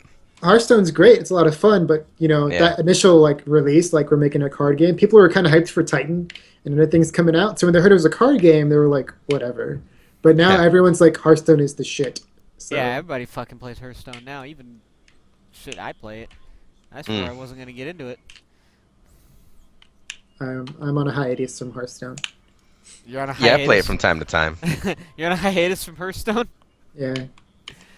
So, I mean, I guess overall, what do you guys feel about early access overall? Is it a good thing? Is it a bad thing? Do we need to? It's a good thing as long as the person getting into it is aware of, the risks they're taking. You're trying to help someone basically fund the completion of their game, and either you're cool with that or you're not. And if you do it, just know that this game could go under. This might not finish, or this guy could run off. Like if anyone else was like, "Hey man, I'm gonna make a sandwich, but I need you to give me like $5 to finish it," and you're like, "Okay," so you just hand this random dude $5, and he might come back with a sandwich. He might not. That's exactly what you're doing. It'd be more like showing some random dude. This random dude comes up and said, "I'm gonna make a sandwich. Here's a picture of what it's gonna look like." Yeah. Can I have some money to help make my sandwich? Yeah, I'm gonna make some potato salad. I might share it with you. We'll see what happens. I'd say that's pretty good analogies. I'd like to offer one up. I'd probably put it tantamount to giving somebody money to buy you beer. Are they gonna come back with your? Are they gonna come back with your change? Are they gonna come back with your beer? You don't know. That's a very good way of putting it too. Yeah. You have Hey, no bro. idea what their intentions are. Yeah.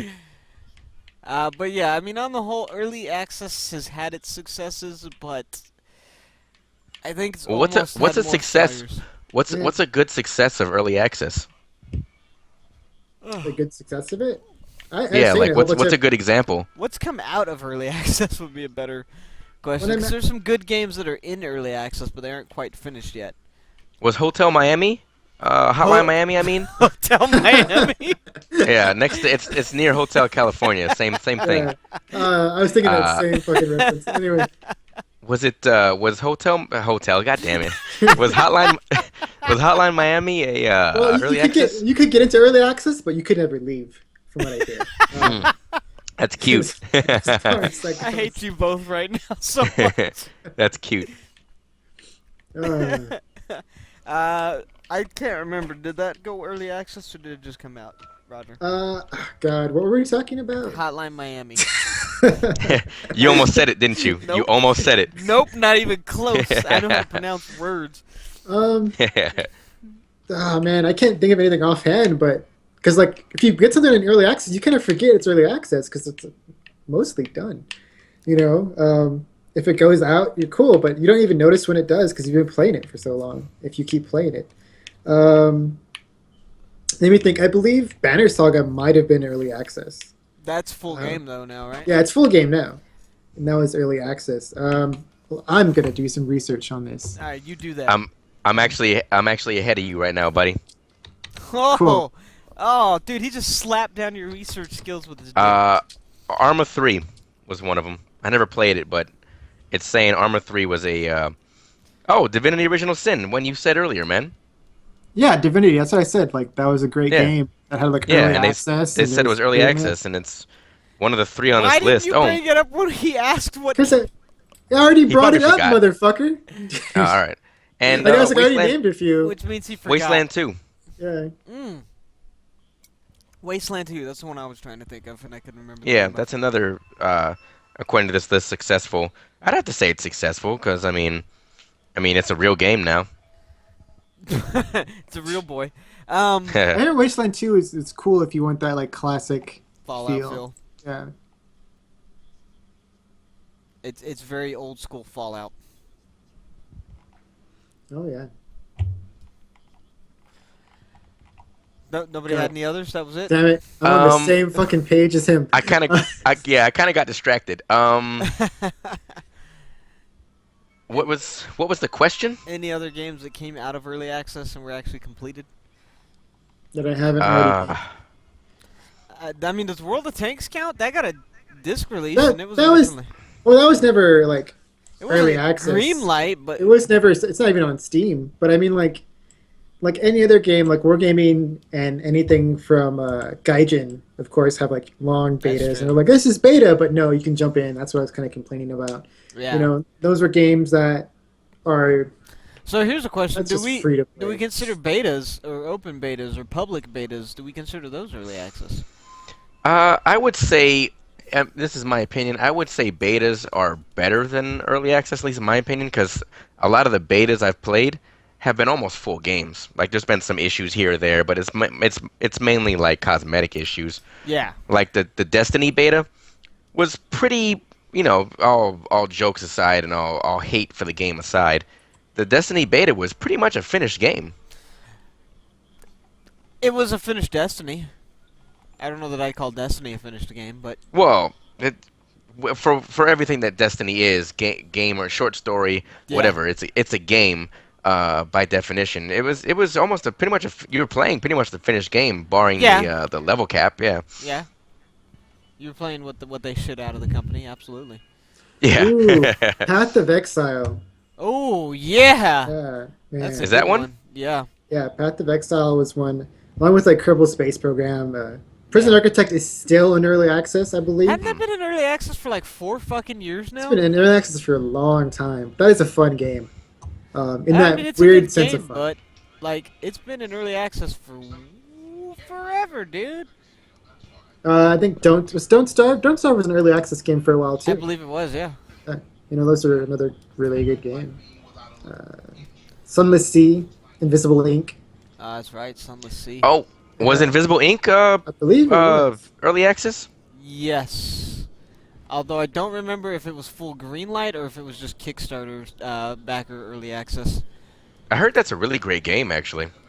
Uh, it is if you prefer to play XCOM in complete stealth, because that's basically what it is. Yeah, I remember reading about it. But hey, ever since they've shit the bed on Shank, Clay has been doing some pretty good work. Shit the bed on Shank. I Yeah, think the Yeah. game they I think the side no, I the think side that'll be a scroller Shank they made. I think that'll be a topic for another day.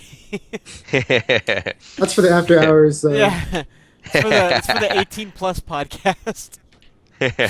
Um. So that being said, there was another part of this, and it kind of ties into this. Uh, what do you guys feel about free to play games? It's a I little love bit 'em. different from early access. It tends to be a finished game. It's just in a model most of us or some of us may not agree with, as opposed to. I'll let y'all go first on this. I think I have the most. I've played a ton of free to play games, so I have as I'll well. go Sean, last. why don't you go first? Because you probably played the Per- least free to play games out of all of us.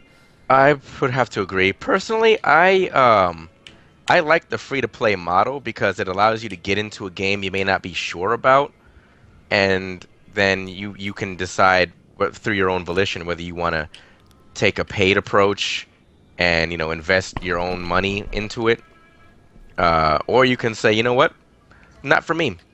Like in the case of Elder Scrolls, that was a subscription-based game, and it's now free to play. So actually, that's that same with a lot. Almost every MMO out there has shifted to a free to play yeah, that's once they structure, start hemorrhaging users. They're like, we need to do something because with they the can't exception stay of afloat. WoW. Even though WoW has lost a lot of users Yeah, since they started. Only a Uh, few WoW million is people, right? yeah, Now WoW only is a few still million people playing. yeah, WoW is still one of the only I would damn near I dare to say the only subscription based gameplay structure out there right now. But it's still Is successful. Guild Wars free to play or is that still subscription? Guild based? Wars started the free to play Guild thing. Wars 2, I mean. Is that Yeah, Guild Wars 1 and 2 are both free to play. They have been Okay. since their inception. okay? Inception. That's a decent movie. It's decent. You know. Yeah. Sorry, that's. But there you go. that's really my stance on it. I enjoy it because it allows you to dip your foot in, test the waters out. Just the tip, right? Yeah. My stance on free to play is very two-pronged, and those prongs are pointing in the exact opposite direction. Like you, Sean, I do tend to enjoy free-to-play games as a means of kind of almost demoing a game to see if I enjoy a game. However, I feel like a large, vast majority of them are so afraid that people aren't going to enjoy their game that they almost force it into being only fun and playable with spending money on the game. And obviously that's the end goal. They do want you to spend money, that kind of thing, to support the game, and that's fine. But I think you shouldn't push it so heavily in that favor. And that's where the phrase, of course, The pay pay to to win. pay to Yeah. win comes from, and all that. Yeah. I think games like Neverwinter, Smite, actually most MOBAs seem to get it right. Neverwinter was an MMO I feel that got it pretty on the mark. Games like that tend to get things a bit better than some other choices. But a lot of MMOs at first, and they've gotten better, took the stance of limiting your game time to only a certain amount of levels for free to play, and then you had to purchase. Or I think the option they've taken now of limiting character slots is probably the better option for the free to play model there until you purchase. Speaking of free to play, how about that Star Citizen? Like, that's another thing where people who got in the flight sim part of it were saying that the combat part of it were saying, oh well, if you paid for a lot of money for your better ships, they're winning all the time. They're like, yeah, of course. That kind of That's a good sucks. point. And there's why I don't rather like the idea of Star Citizen, though I did play a bit of Elite Dangerous. I really enjoyed Elite Dangerous, but that's neither here nor there. Yeah. But like what have been good examples and bad examples for both of you, like on free to play? Like who does it right, who does it bad, as far as the way payment options taken, how they decide on that and everything. Well, I said Neverwinter was one of my options for how it's done right. I think who does it bad? Almost everything on mobile. Mm. That's fair to say. I'd have to say I'd have to agree with Luke on the mobile part for being bad, but I have to buck the trend here.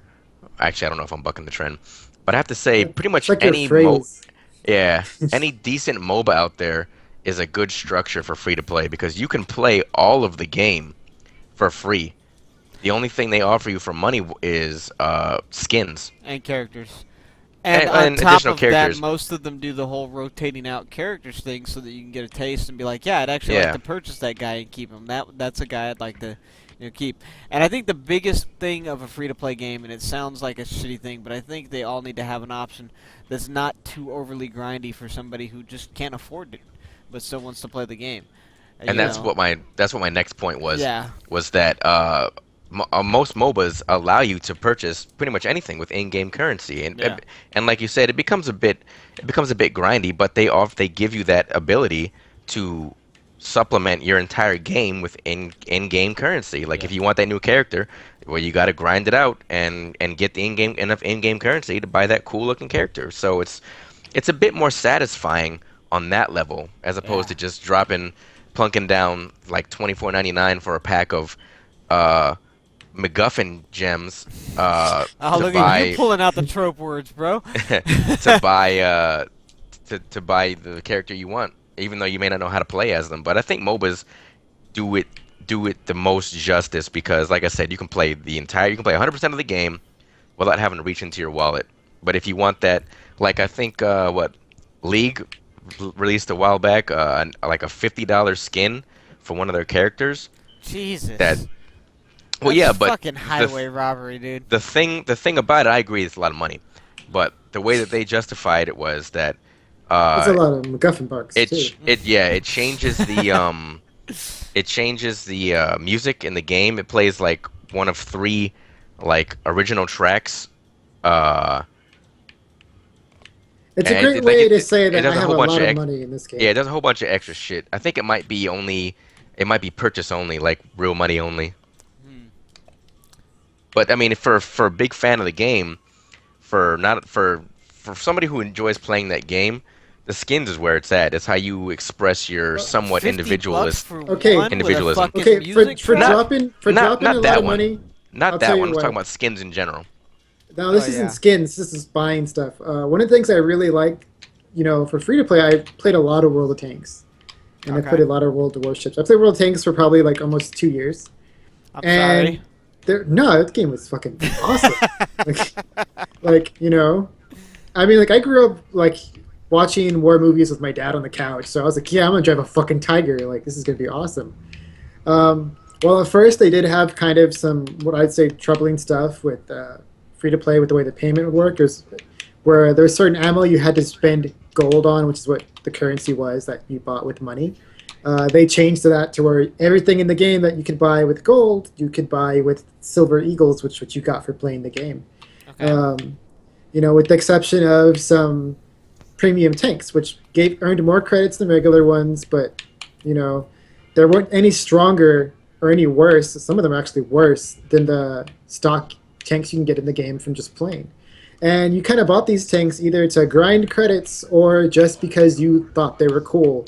And I want that because I remember seeing that, and that's awesome. And I probably dropped a couple $100 on that game playing it, but I was fine with it because I put in so much time. That's why I could see someone spending $50 on a skin in League if they put so much time in the game. If I put 200 hours in this game, what's dropping $50 on something I really like in it?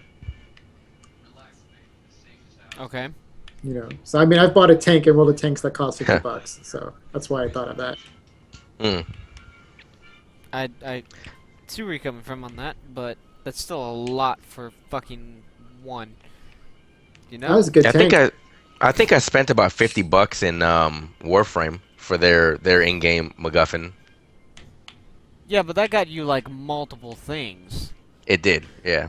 Well, I mean, you're talking about fucking like digital goods. Like, how can you say like multiple things? Like, as long as you find personal enjoyment out of it, how much it costs doesn't really matter. If I spend $2 on something but I don't enjoy it, but I got 5 of them, what the fuck do I care? But I spent $50 on this skin and I'm like, man, this looks really cool. I really like it. Then that's money well spent, as opposed to the $2 I wasted on shit I didn't care about. I agree, but to an extent. But the flip side of that is the whole argument with DLC and shit in general is there's got to be a line. I mean, it becomes just fucking robbery at some point. Well, yeah, I mean, with the horse armor from Oblivion. Yeah. And it's the same thing with a lot of skins. They don't do anything special. They just look different. So that's a different subject from free to play, though. Like a free to play is a game you never paid original price for. You're playing this game for free. Your choice on either supporting it by paying monthly or by buying an item in the game after you've put in 30 hours into it, you spend $5 on something, then what's wrong with that?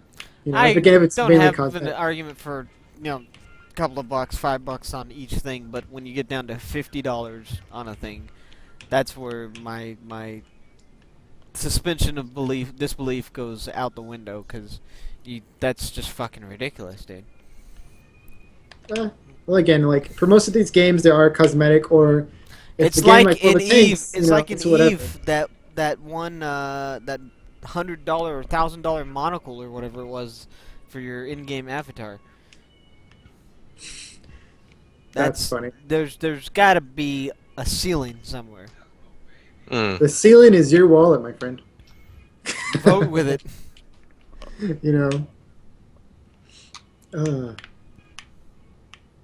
But what do you want to talk about now, Luke? What's the what next I want to news? talk about now? I thought that conversation was going places. Why you gotta throw this on me to switch it up? No. Well, unless you want to talk about DLC, because DLC is kind of a different topic. No, we'll save DLC. That's gonna need at least its own time. That's a different topic. Because we're straight into DLC territory with talk of Horse Arm. We really are at that point. And I was like, well, reach out and touch me. So that doesn't lead anywhere nearly nicely into our last topic, so I'm just gonna ram it full speed. The Sacred Cow Roast for this week. We're gonna be well, for those of you who only listened to episode 3, why the fuck didn't you start with 1? But also for those of you who only listened to episode 3, what the roast is, we're going to take a game considered, at least mostly considered a classic, and we're gonna shred it, so to speak, put it on the spit, roast it, and give our opinions of why it sucks and what ways it does suck. And for this week is going but to be... they were at one time good games. Yeah, well, they might still be good games, but yeah, they're no games without a flaw. So this week will be the original Pokemon Blue and Red on the first Game Boy, the Fat Boy. I'm gonna give this one to myself to start it off with, actually, strangely Ooh, enough. Yeah, I different. know. I don't ever do that. I'm always handing things off. That means that he doesn't want someone to take his line of reasoning. He's to be like, don't take this, don't take it. And it's me that we're talking about it at work the other day. I feel like you're gonna take it. Nah, So go ahead. it's really not. It's I was gonna go with the fact that it's overly simplistic for an RPG. And God damn it, Luke. granted, okay, I did take it. Granted, it is geared towards kids, but at the same time, when we were kids, we were able to handle Zelda and the original Final Fantasies. I think they went too far with the simplification, and I want to make it clear I do enjoy the original games while I'm saying this, but those games are so fucking piss easy, dude. You want to Uh, monotype it, you want to solo mon it, you want to fucking just grab a psychic type and wreck shop. Earthquake was totally unbalanced, as you were talking about the other day. Dig, it's just yeah, it was. it's an overly unbalanced game in favor of the player, and there was not a lot of challenge to the original ones. So this wasn't a deep system to it. Like, Yeah. So it was easy to go ahead and be like, no one really cares about any other special moves because the only one that's any good is if you like Darude that bitch in like Sandstorm. Other than that, nothing else is good. And you can just sit there that and bitch. say, That's copyright filthy casuals. um, yeah, there was very clear defining what you wanted to have a good team. And while Pokemon has always kind of been about, choose your favorites, no thing is, better than the others. It's clear there still are, but on a I'm much saying like less. now it's kind of complicated, Yeah, isn't it's it? a lot more complicated now, and it's a lot less of a scale of just, you need to have this to win. But back then, fucking psychic type, something with earthquake, possibly with dig as well, and nothing else on your team ever mattered. That was You all could you needed. you could pretty much like go ahead and have one Pokemon that was, had one good move and you were set. Yeah, That's all you needed. you could. I remember start with Charmander and only having Charmander the entire game, and he was so stupid powerful by the end of the game, Fire Blast and all that shit that you didn't need anything else. And I know that's part of the fun of the game is playing your way, even if your way is just your starter and then fuck everything else. But it's there's no challenge to the original Pokemon games. Hmm. All right, That's Roger. fair. Since I stepped in and stole that Yeah, one from you, shitty AI. All right, there you go. Shitty AI. Like they don't, Number I don't even two. let you finish. Like shitty AI. Like, I mean, how many times have you been playing and you're gonna play against this guy and he's actually might be a threat, and it's like, all right, I got my Raichu, tail whip, and you're like, what the fuck is this guy doing? And you just whoop his ass real quick. Like he's. It's like, why would you even But- do that? Or you play against something that he's weak against, and he'll still do an attack that That's not isn't going to do effective. anything. Yeah. Yeah. So like the AI was just bad. But his Rattatas in the top percentage of Rattatas.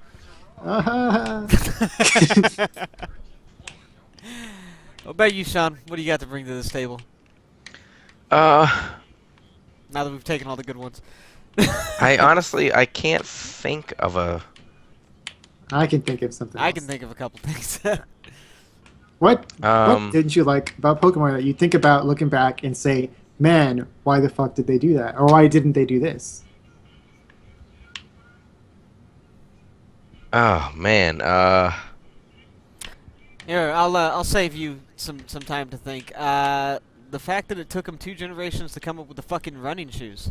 Yeah, I was thinking that too. Like, why can't you fucking like you're Why was there not a incapable- run originally in the fucking game? Just in general. Yeah. Why do you need shoes to run? Why is there not a speed higher than Because- piss slow before you get the because bike? Red can't run, but he can ride a bike Yeah. really, really fast. Your 2 options for speed in that game are piss slow or when you get the bike, nothing else because that's the only tolerable speed in the original game. Oh, your character has feet. I forgot. Yeah. He has motor Um, skills? No. He has legs. What? I think the way it started was a bit childish. Even for a child's game, it was like, are you a boy or a girl? Let me check. That Like, they depends. should- That depends who you ask. They should give you all that shit before you start the game. Like, do you want to play as a boy or a girl? All right, cool. And then and it might have been a little too complicated for cartridges back then, but I don't think so. It would for have him just to been remember what you are. the equivalent of moving from all that shit from the. Well, first off, let's back it up here a little bit. The very first games only let you play as a boy, so you didn't even have that Ah, option. good point. It was just a text What's your parser for name? your names, yeah.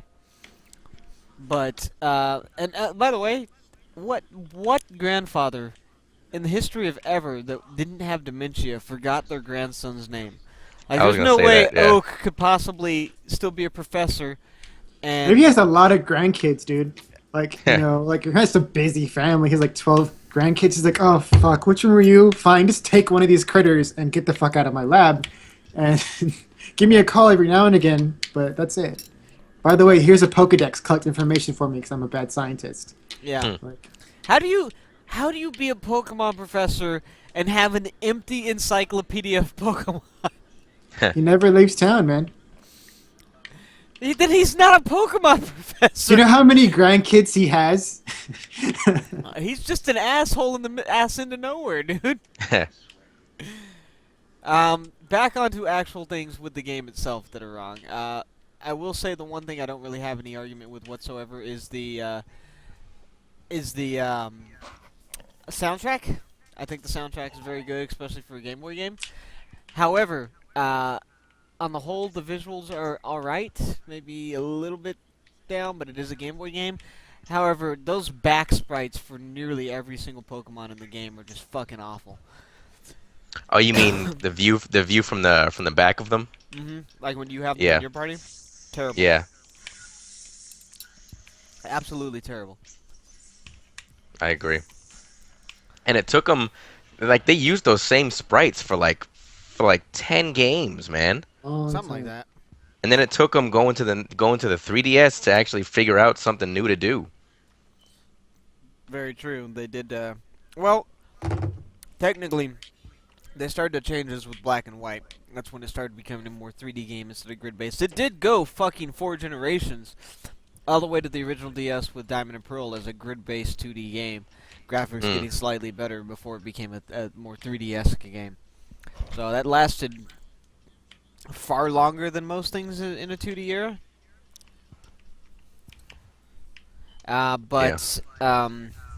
Roger, do you have another one you want to throw in there? Anything that I found, Safari Zone was poorly designed. It's an understatement. You know, like it didn't teach you like how everything worked. It was kind of just like a luck of the draw, like RNG, whether or not that thing stayed in its ball. There was no like way you could like game it. It's like, oh well, maybe you get the Tauros, maybe you don't. Maybe you get the Scyther, maybe you don't. Nothing made sense for how it worked. You have to hit it with rocks to make it stay in the ball. Wait, what? I thought you had to hold A. Everyone, I think a lot of people did that, but it doesn't do shit. Everybody, well, here's the thing. Everybody heard the whole, you hold these buttons to increase your chances thing. And to be fair, it's not completely without merit. You would just have to have superhuman reflexes for you to be able to affect any of the inputs. There is frames that if you held an appropriate button on, it would ensure a catch, but you would need basically a tool-assisted run to be able to hit those frames perfectly. That was back when it's like, what's a strategy for this? Let me go get my fucking strategy guide from Toys R Us or from GameStop. Or From what EB or what Games. did my friend say from Yeah. What did Billy say in math? Like, earlier today in school? I can't remember. Yeah. And then that missing no glitch spread like wildfire, man. Oh, yeah. yeah, friends are like assholes. They're like, if you push that truck in Lavender Town, like, it's like, god damn it. Like, It wasn't in Lavender Town, it was on the pier next I know, to the but SSN. the point is you purposely give people like wrong information to be an Oh, yeah. asshole. Like, oh, dude, like my Game Boy turned into like actual colors, like a different, more than one Did color. you hear about Peekaboo? Oh my god. Hey, did you want to see if Jeff would join for the last bit, or he's probably We're not? about to finish up here. It's almost over, so. All right, cool. We're just gonna finish roasting Pokemon and we'll call it a day. Cause we're about an hour and a half in at this point. Yeah, about an hour and 40 minutes. We're close enough. We're definitely time in. Yeah, we are definitely a time and then some. But anybody else have anything to add to Pokemon? Because I actually have a little bit more to add to that. No, by all means, go ahead, man. Okay.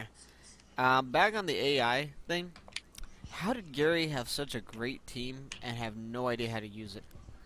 Oh, that's a damn good question because there was a couple of times, and that's been in almost every Pokemon game where you fight your rival, and he's got you on the ropes. And like Roger was saying, like, Tail whip. yeah, Tail whip. the one thing you'll have left is the one thing that is weak Harden! against his, and Yeah. he'll choose withdraw or something and be like, oh, sweet, I win this one. Yeah, it's the AI could probably still use some work these days, but it has gotten a lot better. I'll give it that. I haven't played a Pokemon game since Green or since Yellow. Really, you haven't? So yeah, like I think I've dabbled with Wow. it, but I haven't like sat there and like bought one. You have To not. play. You have missed out on all of You the missed a enhancements couple. over the years. You missed a couple good ones, man. Yeah, I've missed a few hundred Pokemon. I mean, from my it's a- You understanding. missed. It's a very good thing that you skipped Ruby and Sapphire, and I'm gonna piss off our the few fans we have by saying those are fucking horrible games and nobody should ever play them. But okay, they're not horrible, but they're piss poor for Pokemon games, and you know all of that. But yeah, you missed. You missed the whole changing of the guard. You missed Diamond and Pearl and X and Y, I would say. Yeah, Mhm. What about Crystal? both good entries. Very good. Was it? Yeah. Yeah. You're like, ah. Yeah, everybody's gonna hate us for saying Ruby and Sapphire were bad. Well, they're gonna hate me for saying that. But they were I bad never games. I never Yeah. played them, so. They were bad games. I'd like to save that for another one because I could roast the fuck out of Ruby and Sapphire. So we'll save that for another day. Just know that my thoughts on that are, they made me quit Pokemon for years. So they were that bad. So, but that being said, I think we've fairly given a good burn to Pokemon's ass. Also, do want to throw in there, even since the beginning, whoever's been designing Pokemon has been smoking some serious shit. Because come on now, Muck. And a keychain Pokemon and an ice cream cone? No. Yeah. We're talking the No, no. beginning here. We're talking Muck. We're Oh. talking Voltorb, which was a Pokeball with eyes. No, Yeah. dude, They like got fucking the lazy descriptions. early Descriptions. Some of the descriptions are fucking terrifying. Uh-huh. You know, fucking like Hypno would hypnotize children and take them away from their villages. Yeah, he was the Pied Piper Yeah. of holy No fuck. shit? I didn't read like, all no that. Shit. Wow. You read like descriptions. Some of them are like crazy as shit. Sean, did you play Black and White? I did, but I didn't read the Do you description remember of that Pokemon. Pokemon? I can't remember the name of it right now, which is it seriously was- just from my Pokemon cred. But there's that ghost Pokemon that has the mask, and it evolves into the coffin with the crazy arms. You know? What No, I'm talking I know what That's Pokemon like you're a talking about, lost but I don't know soul. the name. about? Okay, that motherfucker, the lower form of it, the ghost with the mask. It's a human soul carrying its old face, according to the Pokedex. Wow. That became a Pokemon. That's pretty Pokemon's dark, some man. Dark shit. Pokemon I mean, is dark as fuck, dude. Cubone, he gets the marks on his skull because he's been crying because he wears his mother's skull. Mm-hmm. That she died. Wow. Like, there's a lot of crazy shit. Like, if you actually went through and read them, like Pinsir, it says in Pinsir's description that he uses his claws to break other Pokemon in half to eat them or prey. Yeah. You know they mean Pokemon. That's why, like in the Wow. cartoon where they show, like, you remember Metapod and Ash is like, oh no, he Harden! He gets an image in his head of like him like breaking in half. Like That's 'cause that's it's what the straight from the Pokédex says. description. Yeah. Yeah. Damn. Yeah, the Pokedex has Like- some crazy ass shit in there, dude. Because Pokemon's a really grim world. Like, you know, you remember like Pidgey trying to like eat a Weedle because like Pokemon are animals that eat each other. Dude, even the smallest of Pokemon, like, go look at fucking Raticate's Pokedex entry. They talk about the way he uses his fangs, dude. Holy shit, dude. That's. I highly recommend anybody who hasn't done it read the Pokedex because there's some crazy ass shit that they wrote in there. I don't know who they keep giving Pokedex like entry authorship to, but they should probably check that guy because he's not all right. He's Not got alright. some issues. Yeah. That being said, I think we've said our fair bit. Sean, any closing Oh. thoughts for the people at home? Didn't Aber used to be a child? No, Who was it that somebody used to else, be? but I can't remember who it is right Someone was like a lost child. Like now. there's some crazy shit. There's a lot of like for being a children's game, there's a lot of shit like aimed at like these things eat children. Like Drowsy eats the dreams of children. Yeah, he puts you to He sleep. finds them the most tasty. Yeah, he finds Wow. children's dreams the most tasty. But specifically nightmares. Yeah. See, I see that as kind of a good thing, though. Children having nightmares Well, is a Sean, good thing. if you wake up, children having nightmares, and then the Pokemon eating the nightmares, Sean, like he's you tell taking me- them away. you tell me how pleasant that is when you wake up to a yellow half elephant hovering above your bed.